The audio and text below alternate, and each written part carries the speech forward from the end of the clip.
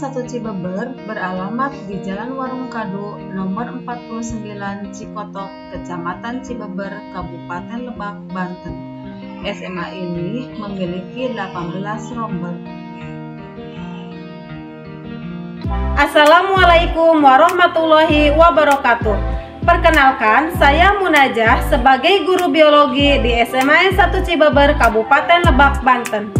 Saat ini saya sedang mengikuti program PPG dalam jabatan tahun 2021 angkatan ketiga di LPTK Universitas Galuh. Pada hari ini, Senin, tanggal 18 Oktober tahun 2021, saya akan melaksanakan ujian kinerja di SMA 1 Cibeber secara daring dan berjudul Ancaman dan Upaya Pelestarian Keanekaragaman Hayati dengan menggunakan model Problem Based Learning. Berikut video ujian kinerja saya. Selamat menyaksikan. Pembelajaran daring dilakukan dengan kegiatan asinkronus dan sinkronus. Pada kegiatan asinkronus, guru menggunakan aplikasi WhatsApp Group dan Google Classroom. 1 hari sebelum pembelajaran, guru menyapa peserta didik di WhatsApp Group. Sementara itu, pada Google Classroom, saya telah membagikan modul dan LKPD kepada kelas yang menjadi sasaran uji kinerja. Apakah suara saya terdengar? Terdengar, Bu. Terdengar, Bu. Ya. Untuk ketentuan pembelajaran kali ini, yang pertama adalah silakan untuk diaktifkan kameranya. Terus yang kedua adalah ketika kalian tidak berbicara, mohon untuk di-off-kan mic-nya ya. Ketika mulai berbicara, baru open mic, oke? Kita mulai ya. Iya, Bu. Assalamualaikum warahmatullahi wabarakatuh. Waalaikumsalam warahmatullahi wabarakatuh. Apa kabar anak-anak? Alhamdulillah. Alhamdulillah sehat ya. Nah, karena sekarang masih musim pandemi, Ibu harap kalian selalu jaga kesehatan. Jangan lupa untuk 6M-nya ya. Untuk memulai pembelajaran kali ini, alangkah baiknya kita berdoa dulu. Ibu mohon kepada ketua kelas, Saudara Dede, untuk memimpin doa. Silakan, Dek, pimpin doanya. Baiklah teman-teman, sebelum memulai pembelajaran, mari kita berdoa terlebih dahulu. Berdoa, mulai. Berdoa, selesai. Terima kasih kepada Saudara Dede yang telah memimpin doa. Mudah-mudahan pembelajaran kali ini berjalan lancar dan tidak ada hambatan. Ya. Amin. Amin ya robbal alamin. Untuk mengecek kehadiran, silakan isi daftar hadirnya. Sekarang silakan kalian isi presensi kehadiran. Untuk presensi kehadiran sudah Ibu bagikan di chat masing-masing ya. Silakan dilihat chatnya untuk diisi link kehadirannya. Baik, Bu. Udah ya? Ya, alhamdulillah sudah mengisi semuanya. Ya, coba sekarang untuk biar lebih semangat lagi, Ibu akan memberikan ice breaking ya. Nah, waktunya ice breaking. Coba silakan kalian hanya menyebutkan warnanya ya. Silakan sebutkan. Merah putih coklat. Kuning, merah, putih. Kuning, Merah putih. Kuning, merah, abu. Kuning. Merah abu.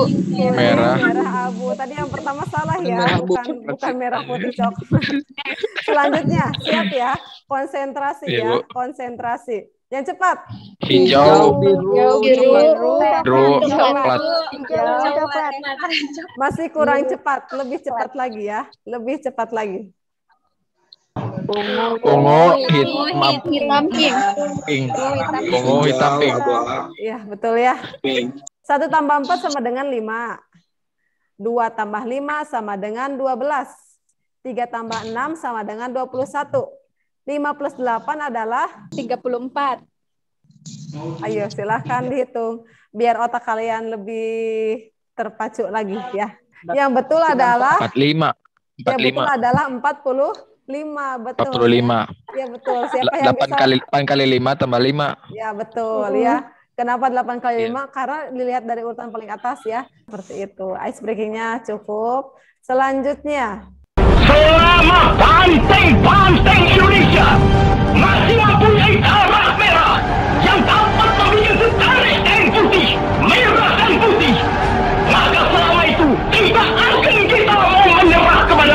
apapun juga. Saudara-saudara rakyat Surabaya, siaplah, keadaan genting. Tetapi saya peringatkan sekali lagi, jangan mulai menembak. Baru kalau kita ditembak, maka kita akan kasih menyerang mereka itu. Kita tunjukkan bahwa kita ini adalah benar-benar orang yang ingin merdeka. Dan untuk kita, saudara-saudara, lebih baik kita hancur lebur daripada tidak merdeka. Semua yang kita tetap merdeka atau mati. Dan kita yakin, saudara-saudara, pada akhirnya pastilah kemenangan akan jatuh ke tangan kita. Sebab Allah selalu berada di pihak yang benar. Percayalah, saudara-saudara, Tuhan akan melindungi kita sekalian.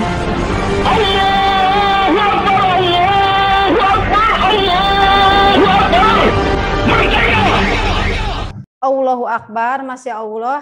Begitu luar biasa perjuangan pada saat zaman dahulu ya. Sekarang tugas kalian adalah hanya belajar saja, lebih semangat lagi ya. Semangat belajar?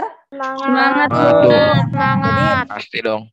pasti ya. Jadi belajar itu harus muncul dari diri sendiri. Nah, coba ibu ingin bertanya, kalau misalnya kalian semangat, ada yang masih ingat materi yang sebelumnya kita itu bahas tentang apa ya?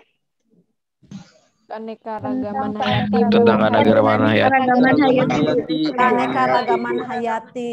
Nah, di keanekaragaman hayati itu ada apa aja? Ada tingkat keanekaragaman hayati, ada 3 tingkat Ya. gen, jenis, dan ekosistem. Ada yang masih mau menambahkan? Penyebaran fauna Indonesia dibagi menjadi 3. Ada kawasan Indonesia bagian barat yang dibatasi oleh garis imajiner Wallace, kawasan peralihan yang dibatasi oleh garis Wallace, dan kawasan Indonesia bagian timur. Kalau contohnya, ada ingat nggak? Bagian barat contohnya harimau, macan tutul, banteng, orangutan.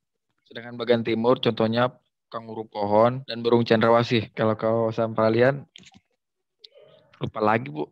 Lupa lagi. Yang ingat coba Ya. siapa yang peralihan? Komodo, maleo, dan babi rusa. Iya, betul ya. Nah, coba sekarang kalian lihat gambar yang Ibu tampilkan ini. Yang atas dulu, apa yang kalian lihat? Pembakaran Pembakaran hutan, Bu. Pembakaran hutan ya. Menurut Bener kalian banget. pembakaran hutan ini disengaja atau tidak kalau lihat dari gambar di sini? Disengaja atau Sengaja, tidak? Bu. Sengaja, Bu. Kenapa kalian berkesimpulan ini disengaja? Menurut saya sengaja karena itu seperti ada rumah kecil untuk istirahat. Jadi hutan yang dibakar tersebut seperti mau dibuat kebun, Bu. Kalau yang menurut yang lain? Sepakat. Sekarang lihat di gambar yang paling bawah, ini ada aktivitas apa? Pembuatan huma. Pembuatan huma. Ya. Tadi, Bu. Saya nggak tahu, Bu, apa huma. Ada yang bisa jelasin apa itu huma? Jadi huma itu adalah pola penanaman padi di daratan. Jadi nanti masyarakat bersama-sama menanam padi secara bersamaan. Tidak hanya padi yang ditanam, bisa mentimun, jagung, dan lain-lain. Pokoknya seru deh kalau udah musim huma. Nah, sekarang coba menurut kalian, apakah pembuatan huma itu ada kaitannya dengan ancaman keanekaragaman hayati? Ada, Bu. Ada, kalau ada apa? Menurut saya, pasti ada penurunan keanekaragaman hayati. Karena di situ terjadi aktivitas pembakaran, sehingga ada hewan-hewan kecil yang ikut terbakar, Bu. Ya, betul sekali, ya. Tapi, Bu, Ya, ada kejadian huma di daerah saya yang habis dimakan oleh babi hutan, Bu. nah, menurut kalian kenapa nih si babi hutan bisa masuk ke huma tersebut? Kemungkinan menurut saya karena habitatnya habis dibuat perkebunan sehingga babinya turun ke rumah tersebut untuk memakan tanaman yang siap panen. Ya, betul ya. Nah, untuk pembelajaran kali ini kita sekarang akan membahas tentang ancaman dan upaya pelestarian keanekaragaman hayati. Untuk kompetensi dasarnya 3.2 menganalisis data hasil observasi tentang berbagai tingkat keanekaragaman hayati, gen, jenis, dan ekosistem. Yang 4.2 menyajikan hasil identifikasi usulan upaya pelestarian keanekaragaman hayati Indonesia berdasarkan hasil analisis data ancaman kelestarian berbagai keanekaragaman hewan dan tumbuhan khas Indonesia yang dikomunikasikan dalam berbagai bentuk media informasi. Selanjutnya, nah ini tujuannya untuk apa sih? Ya, yaitu peserta didik mampu menganalisis penyebab hilangnya keanekaragaman hayati, merinci upaya pelestarian keanekaragaman hayati Indonesia, serta mendesain poster upaya pelestarian keanekaragaman hayati Indonesia dalam berbagai bentuk media informasi dengan sikap penuh tanggung jawab, jujur, santun, dan didasari dengan keimanan terhadap Tuhan Yang Maha Esa. Nah, untuk manfaatnya sendiri, keanekaragaman hayati ini mengingatkan kita akan kebesaran Tuhan Yang Maha Esa yang telah menciptakan alam raya ini dengan keindahan yang tiada tara.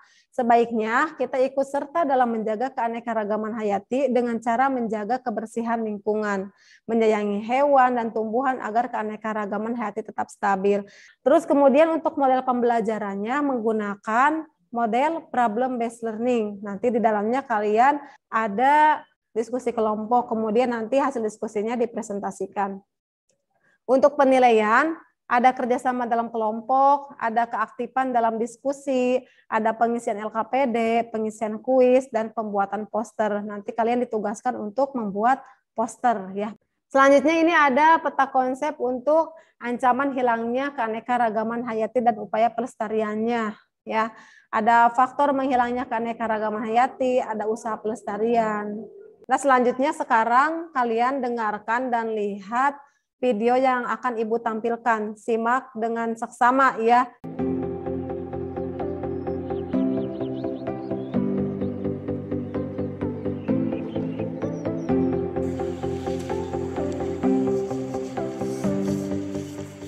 Bang, jadi ini gajahnya usia 30 tahun ya?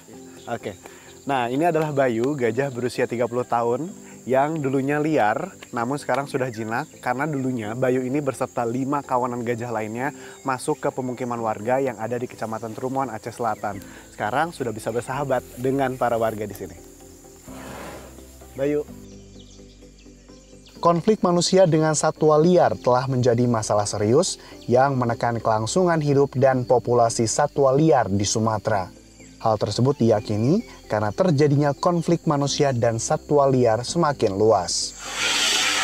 Desa-desa yang memiliki potensi konflik dengan satwa perlu memiliki kemampuan mencegah dan melakukan penanganan awal terjadinya konflik. Terjadinya sudah semenjak tahun 2000-an. Nah, di 5 tahun terakhir ini kejadian konfliknya semakin meningkat karena ada perubahan alih fungsi kawasan hutan menjadi perkebunan. Itu salah satu penyebab jadi timbulnya konflik. 539 ekor gajah di wilayah Provinsi Aceh terancam berkonflik dengan manusia. Hasil survei yang dilakukan BKSDA Provinsi Aceh Wilayah 2 sejak tahun 2017 menunjukkan 74% gajah mati karena konflik, 14% karena perburuan, dan 12% mati secara alami. Setelah tadi kita berkenalan dengan Siska, Intan, dan juga Bayu, sekarang saya akan memandikan mereka bertiga. Yuk, ikutin saya. Sini, Siska. Nah. Kini, BKSDA Aceh merawat gajah-gajah liar dan bekerjasama dengan Lestari USAID membantu menghalau hewan liar yang masuk ke pemukiman dengan program Masyarakat Desa Mandiri. Program ini mengajarkan kepada masyarakat agar tidak membunuh hewan liar dan bisa hidup berdampingan dengan manusia. Untuk mencegah itu kita melakukan sosialisasi kepada masyarakat, terutama satwa-satwa dilindungi seperti gajah, orangutan, harimau, supaya masyarakat mengerti bahwa satwa itu jenis yang dilindungi. Kerjasama yang baik antara pemerintah dan masyarakat diperlukan agar alih fungsi lahan bisa ditekan sehingga habitat asli hewan liar tidak semakin berkurang. Aditya Aksani, Warsa, Aceh Selatan. Di berita yang ditayangkan barusan, ada yang mau mengutarakan kenapa hewan liar tersebut berkonflik dengan manusia. Saya, Bu. Siapa? Abin, silakan. Menurut saya, karena habitat gajah tersebut diambil alih oleh manusia, sehingga tidak heran kalau gajah sering berkonflik dengan manusia. Ada yang mau menambahkan? Yang saya tangkap, gajah tersebut dianggap hama oleh manusia karena gajah tersebut sering merusak tanaman milik petani. Jadi wajar saja kalau manusia sering berkonflik. Saya tidak sependapat dengan pendapat Reti, Bu. Mohon maaf sebelumnya kepada Saudari Reti. Saya beranggapan bahwa hal ini tidak wajar. Karena memang ini salah manusia sendiri. Kenapa mengambil habitat hewan? Dan seharusnya itu merupakan tempat tinggal hewan tersebut. Mereka untuk berlindung dan mencari makan. Tapi oleh manusia, hutan tersebut malah diambil alih. Sehingga mereka pun menjadi tidak mempunyai makanan dan tidak mempunyai tempat tinggal. Apa yang kalian lihat dari gambar di depan? Pembakaran hutan, Bu. Pembakaran hutan, ya.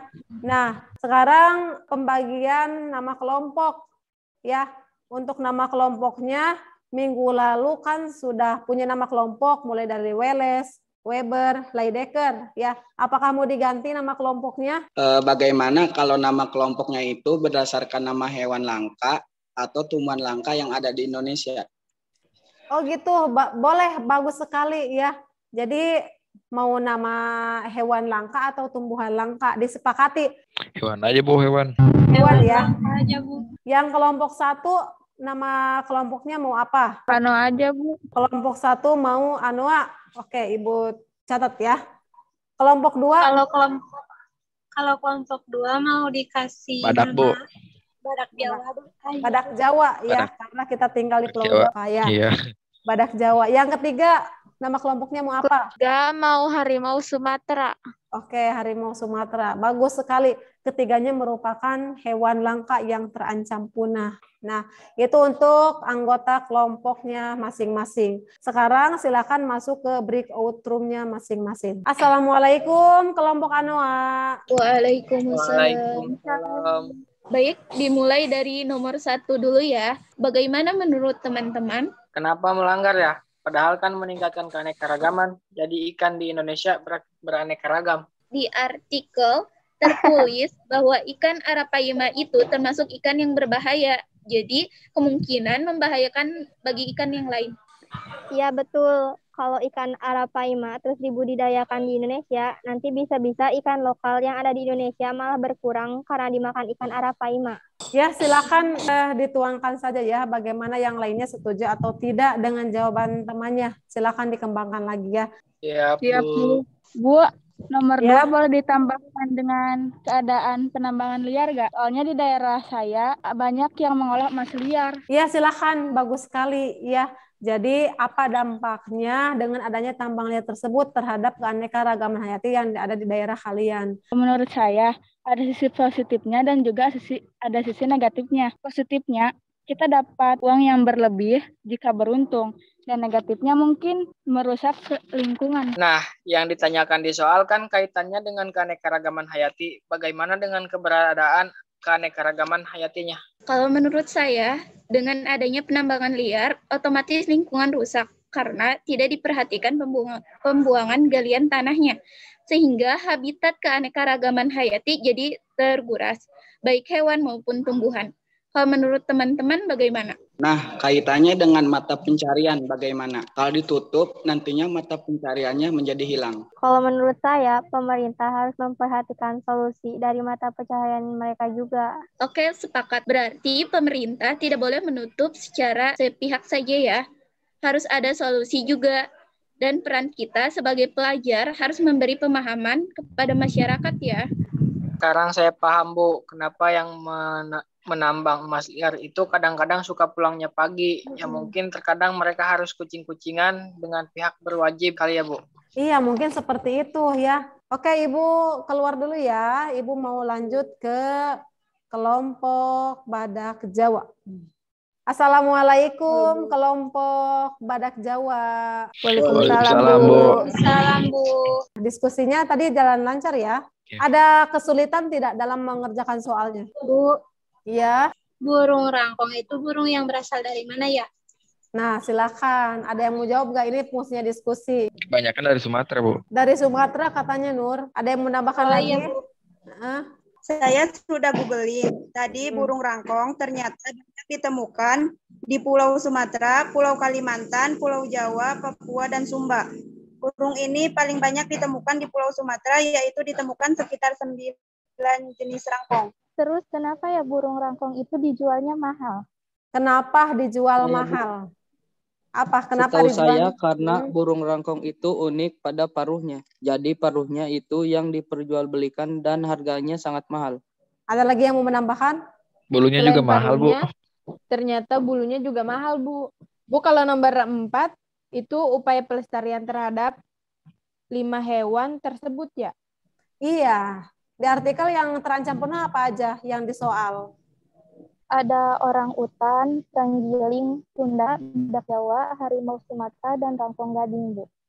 Jadi upaya apa yang harus dilakukan agar hewan-hewan tersebut masih bisa tetap lestari? Ada yang sudah menemukan jawabannya? Kalau dari modul dengan cara konservasi secara ex situ dan in situ. Jadi jawabannya silakan kalian analisis. Untuk menjawab pertanyaan tersebut boleh lihat modul dan googling juga boleh ya. Silakan dilanjutkan diskusinya. Oke, semangat ya.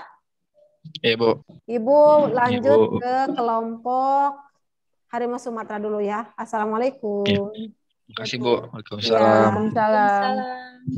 Assalamualaikum. Kelompok harimau Sumatera.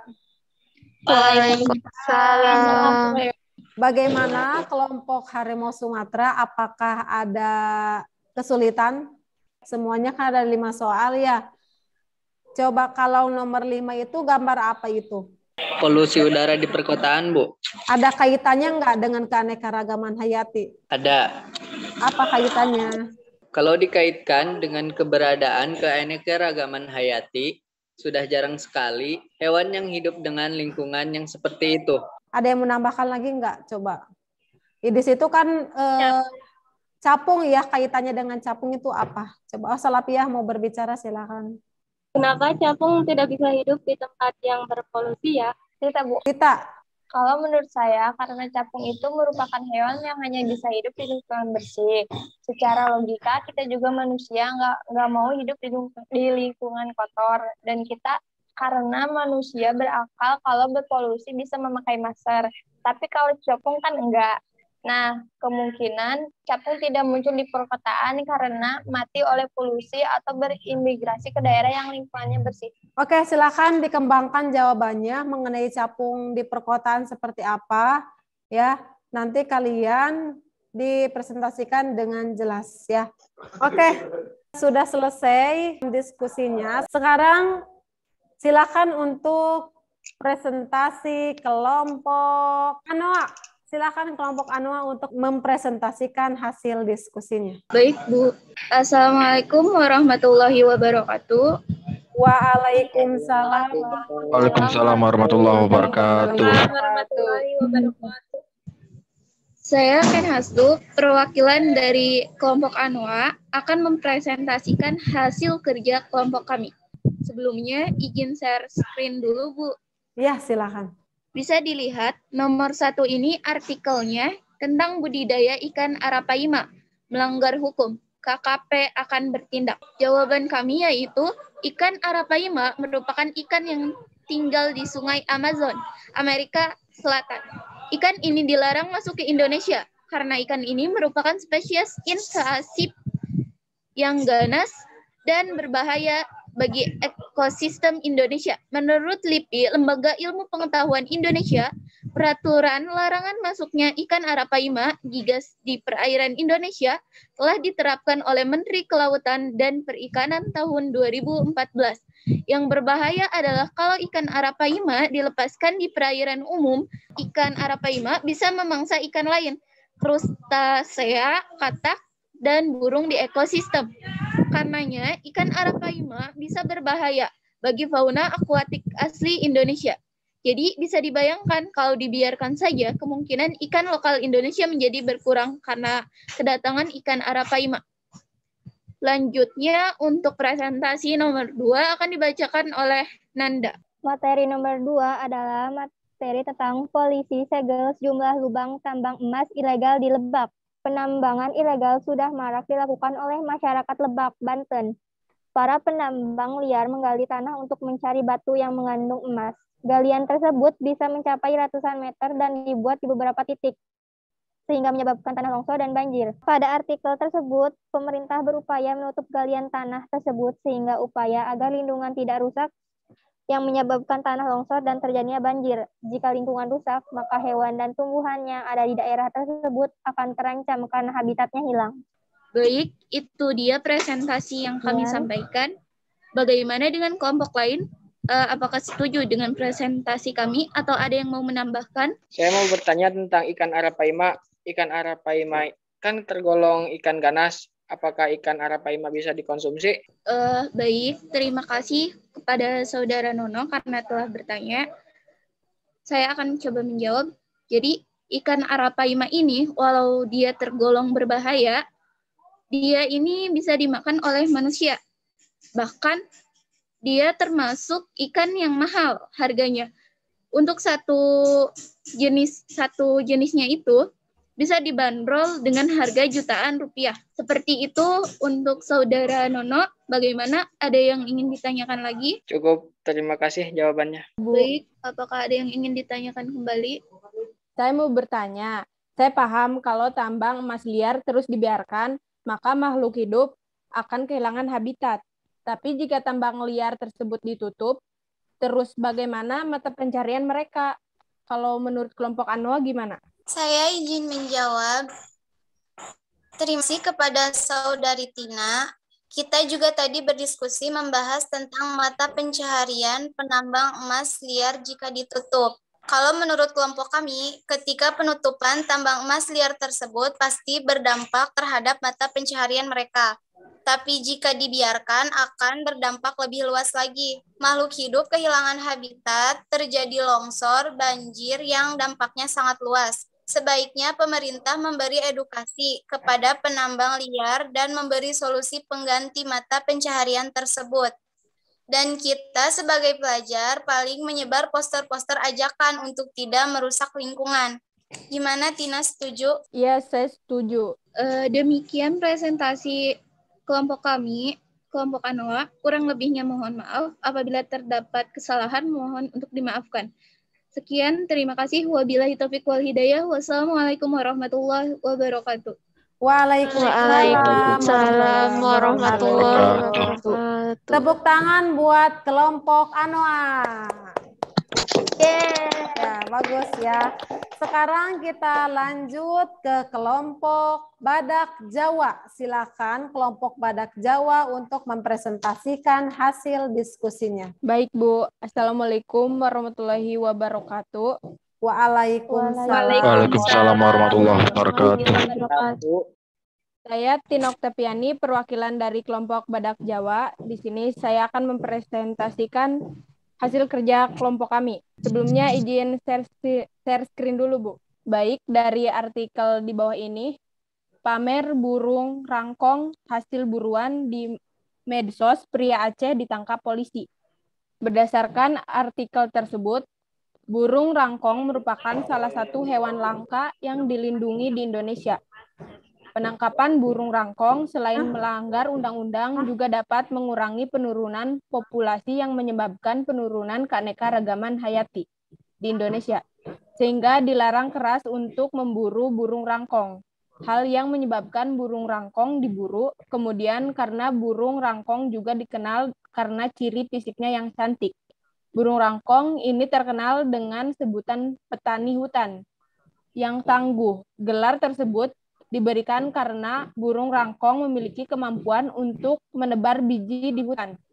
Banyak pemburu serakah yang mengincar gadingnya. Burung rangkong lainnya juga memiliki kesulitan bertahan hidup karena pemburuan dan kerusakan habitat. Maka sebagai anak Indonesia, kita harus sama-sama jaga burung rangkong ya. Untuk jawaban selanjutnya, saya persilakan kepada Amel. Baik, untuk jawaban nomor 4, di sini ada sebuah artikel yang berjudul 5 satwa langka Indonesia ini terancam punah. Ternyata ini penyebabnya. Berdasarkan artikel tersebut, di sini ada 5 daftar satwa di Indonesia yang terancam punah. Yang pertama orang utan, yang kedua ada terenggiling Sunda, yang ketiga ada badak Jawa, yang keempat ada harimau Sumatera, yang terakhir ada rangkong gading.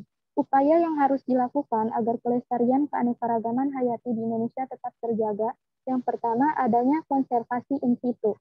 Jadi, konservasi in situ yaitu upaya pelestarian yang dilakukan habitat aslinya. Contohnya hutan lindung, Taman Nasional, Perlindungan Bunga Bangkai di Maluku, dan Perlindungan Komodo di Pulau Komodo, Taman Nasional, Suaka Marga Satwa, Taman Hutan Raya, dan Taman Laut. Kemudian yang kedua ada konservasi ex situ, yaitu upaya pelestarian yang dilakukan di luar habitat aslinya. Contohnya kebun binatang, kebun raya, kebun botani, akuarium raksasa, dan taman safari. Nah, tadi itu merupakan jawaban dari kelompok kami, Badak Jawa. Bagaimana dengan kelompok lain? Apakah ada pertanyaan? Saya mau bertanya, apa yang menjadi alasan burung rangkong ini termasuk burung yang mahal selain alasannya yang langka? Saya izin menjawab, burung rangkong bisa mahal karena paruh atau gadingnya yang diperjualbelikan. Kabarnya satu gading burung rangkong bisa mencapai 40 juta. Itu yang menyebabkan burung rangkong banyak yang memburu. Selain paruhnya, terdapat bulunya juga yang dijual mahal. Per bulunya harganya sekitar 250.000. Bagaimana, Sola? Baik, terima kasih. Apakah ada pertanyaan lain? Tidak, Bu. Baik, jika tidak ada pertanyaan lain, saya tutup saja. Sekian dari kelompok Badak Jawa. Wassalamualaikum warahmatullahi wabarakatuh. Waalaikumsalam warahmatullahi wabarakatuh. Tepuk tangan buat kelompok Badak Jawa. Selanjutnya, kelompok terakhir, yaitu kelompok Harimau Sumatera. Kepada kelompok Harimau Sumatera, silakan untuk mempresentasikan hasil diskusinya. Assalamualaikum. Saya Salafia, perwakilan dari kelompok Harimau Sumatera, akan mempresentasikan hasil kerja kelompok kami. Capung merupakan kelompok serangga yang tergolong odonata. Siklus hidup capung sebagian besar memang berada di air bersih. Karena itu, keberadaan capung dan keanekaragamannya pada suatu kawasan mengindikasikan tempat tersebut belum tercemar. Lingkungan yang bersih dan tidak tercemar mendukung kehidupan nimfa adonata. Capung tak bisa sembarang hidup karena sifat alamiahnya berkembang biak pada habitat air bersih. Hal ini menunjukkan capung sensitif dan resisten terhadap kualitas air. Sehingga keberadaan capung menjadi pertanda kesehatan lingkungan. Menjaga keberadaan capung sangat mudah, salah satunya dengan tidak membuang sampah di sungai. Selain itu, kita juga dapat membuat habitat buatan atau kolam untuk capung. Habitat capung sudah banyak terampas, bahkan sebelum kita mengerti peran dan manfaat capung. Saat ini di berbagai wilayah di Indonesia, banyak areal persawahan, terutama dalam pertanian modern, sudah bergantung pada pestisida. Capung dan serangga-serangga lain yang tidak tahan terpaksa pergi dari sana. Sementara di perkotaan, habitat capung sudah digantikan dengan gedung-gedung tinggi, yang membuat capung hanya tinggal cerita. Bagaimana? Apakah kelompok lain setuju? Apakah ada yang ditanyakan? Tidak ada. Silakan ditutup Harimau Sumatera. Baik, jika tidak ada yang ditanyakan, saya tutup dengan wassalamualaikum warahmatullahi wabarakatuh. Waalaikumsalam warahmatullahi wabarakatuh. Bagus sekali untuk kelompok Harimau Sumatera. Tepuk tangan buat kelompok Harimau Sumatera. Alhamdulillah kegiatan diskusinya berjalan lancar, hebat sekali. Ada yang mau menyimpulkan dari hasil diskusi 3 kelompok ini? Silakan. Saya, Bu. Silakan Muthaharoh dari kelompok Harimau Sumatera ya. Kesimpulannya adalah menghilangnya keanekaragaman hayati di suatu wilayah dapat disebabkan oleh beberapa faktor, yaitu hilangnya habitat, pencemaran tanah, udara, dan air, perubahan iklim, eksploitasi tanaman dan hewan secara berlebihan, adanya spesies pendatang, dan faktor industrialisasi pertanian hutan.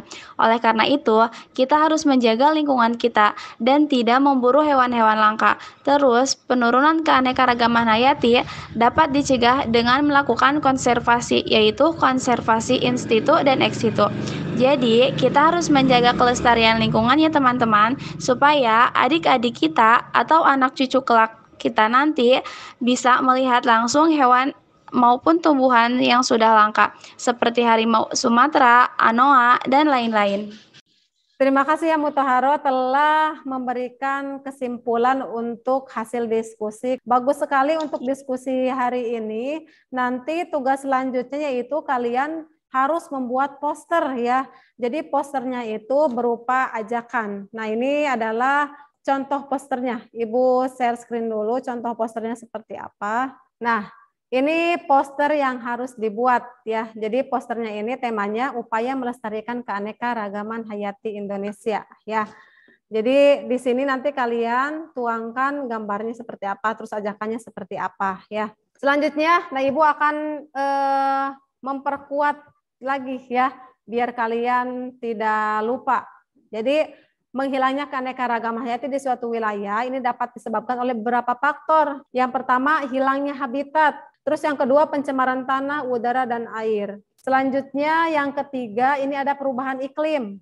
Nah, terus yang keempat ada eksploitasi tanaman dan hewan. Selanjutnya adanya spesies pendatang. Selanjutnya ada industrialisasi pertanian dan hutan. Terus ada fragmentasi atau pemecahan. Selanjutnya, apa sih yang harus dilakukan untuk melestarikan keanekaragaman hayati? Tadi sudah disinggung di diskusi ya. Ada pertanyaan di LKPD-nya. Jadi bisa dilakukan dengan konservasi in situ dan konservasi ex situ. Terus selanjutnya bisa juga dilakukan dengan cara reboisasi, yaitu merupakan salah satu upaya untuk melestarikan keanekaragaman hayati ya. Nah, ini contoh poster yang harus kalian bikin ya. Jadi temanya upaya melestarikan keanekaragaman hayati Indonesia. Ini contohnya takkan hanya menjadi cerita jika semua turut menjaga. Jadi benar-benar harus dijaga keanekaragaman hayati itu ya, biar tetap stabil ya. Oke, sampai sini ya. Selanjutnya ada yang mau mengutarakan tidak, apa sih manfaat dari pembelajaran hari ini? Saya, Bu. Siapa, Ken? Oh iya, silakan Ken. Manfaat dari pembelajaran hari ini menurut saya, jadi kita sebagai siswa atau sebagai insan manusia jangan seenaknya dalam berbuat, terutama kepada alam. Kita harus menjaga, contohnya seperti buang sampah sembarangan itu tidak boleh. Lalu penambangan ilegal itu tidak boleh, karena itu akan mengakibatkan dampak yang buruk. Iya, betul ya. Alhamdulillah kita sudah di akhir pembelajaran. Sebelum mengakhiri pembelajaran, Ibu akan memberikan kuis dulu ya. Untuk kuis silakan masuk ke chat. Di chat Ibu akan memberikan linknya untuk masuk ke kuisis. Suaranya muncul tidak?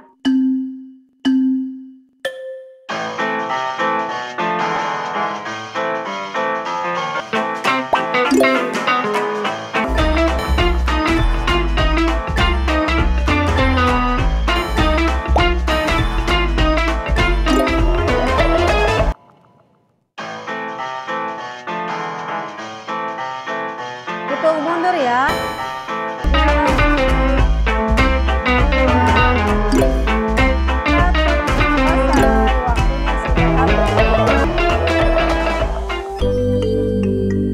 Siapakah yang juara satu? Juara satu ternyata diraih oleh Rizwan. Tepuk tangan buat Rizwan. Yeay. Alhamdulillah untuk pembelajaran kali ini sudah selesai. Kuisisnya sudah dilaksanakan. Jangan lupa posternya dikumpulkan. Ibu akan memberikan aplaus kepada satu orang yang sangat aktif sekali. Tepuk tangan untuk Ken Hastu. Ya. Tepuk tangan juga untuk kalian semua ya. Jangan lupa posternya dikumpulkan. Nanti posternya itu kalau sudah selesai kumpulkan ke Ibu. Nanti sudah dinilai sama Ibu. Share di media sosial ya. Selanjutnya selain poster itu LKPD nanti dikumpulkan per kelompok saja. Ibu mohon kepada Dede Solahuddin untuk menutup doa pembelajaran kali ini. Silakan, Dek. Sebelum mengakhiri pembelajaran, mari kita berdoa terlebih dahulu. Berdoa mulai.